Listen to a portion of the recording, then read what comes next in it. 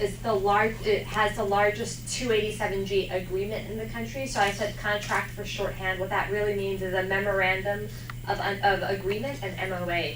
And under these MOAs, I mean, the MOAs are supposed to delineate the responsibilities for supervising and directing the program duration. So how long is this MOA being signed for? It's not supposed to be indefinite.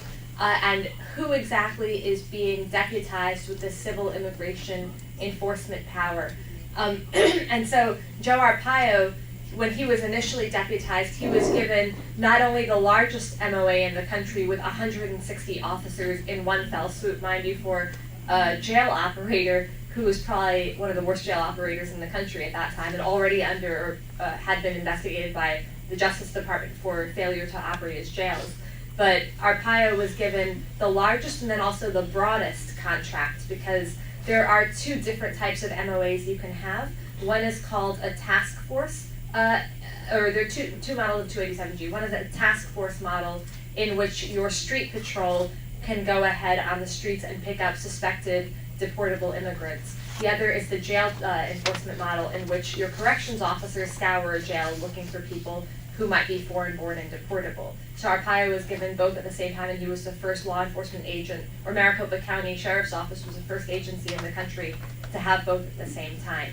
And mind you, when Arpaio was given his 287G, one of the primary things, there's been a lot of media hype and concern around how Arpaio has used his 287G to basically conduct sweeps against Latino day laborers, traffic drivers, so on and so forth.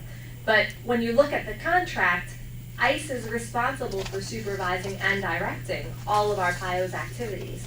And so when we look at Maricopa County, it's not just an example of one sheriff gone buck wild, but it's an example of ICE's wholesale failure to supervise duties, to supervise the contract, right, the MOA. And then one thing I would say about and I think you're 100% right, there's not the same outrage that you hear here in the administration, or frankly even in Congress yet. And I think that actually has a lot to do with the fact that people are coming up to speed with the things that we're talking about. So for example, I had the pleasure after the release of the report with my colleague of going and speaking to different members, different congressional staffers, helping the House Judiciary Committee to understand what 287G was about in preparation for their hearing that happened a week and a half ago. And there was just, the first question from the staffer in the House Judiciary Committee was, I don't get it. Is this program, is it investigative? What does it do? And there was just this sort of failure to understand even, no, this is purely an immigration enforcement program. It's just giving criminal law enforcement the power to conduct civil immigration arrests. And so I think that, hopefully the next phase will be outrage, but I think now it's just education. And if I could just add, so just to answer your question, Suzanne, I hope everyone can hear me. We agree. Do we have to? Andre, why don't we stand?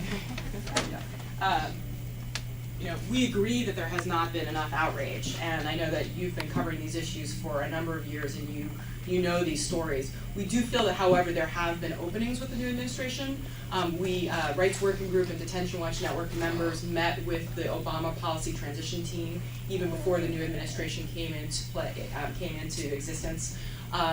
We also we've had meetings with Dora Schreiro, who is the special advisor that Janet Napolitano, the DHS secretary, has appointed, and a number of organizations have met in different contexts. In fact, I think there's a meeting today with her. In addition, part of this is this week of action, which is culminating actually several months of events to really bring that public outrage to the public's attention. Which includes congressional visits. There have been a series of congressional visits, but there's a huge push on congressional visits this week, as well as detention vigils, community hearings, and a number of other events. And so I think, as you heard earlier, there have been over 50 actions in 25 states around the country. This is just the beginning, because we know that we need to do more to really raise public awareness of what is happening. But we feel that actually somebody is finally listening, and has actually, the administration has indicated that they are interested in making some, at least initial changes. Yeah, and if I can just add,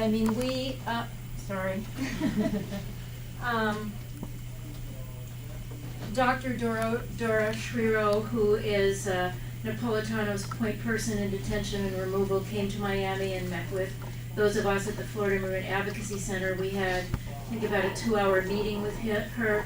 We discussed a number of our concerns. We made a number of recommendations for improvements. We're going to be meeting with Dr. Schreiro later today, as well as with Andrew Strait and Susan Cullen from ICE. So we are very encouraged. I mean, we haven't had this kind of access in a long, long time.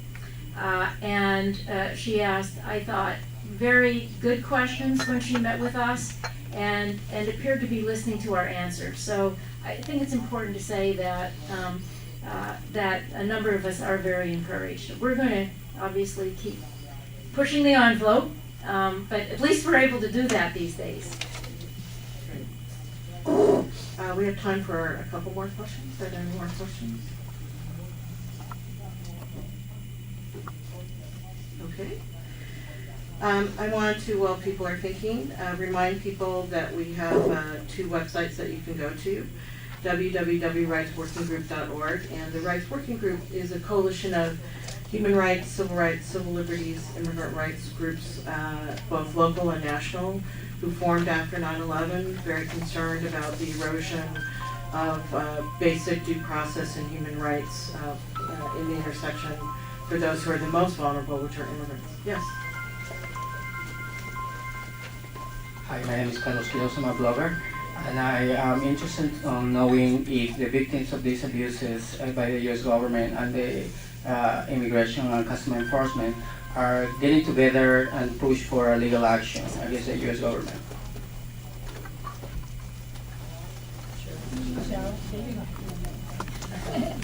Well, they're sorry.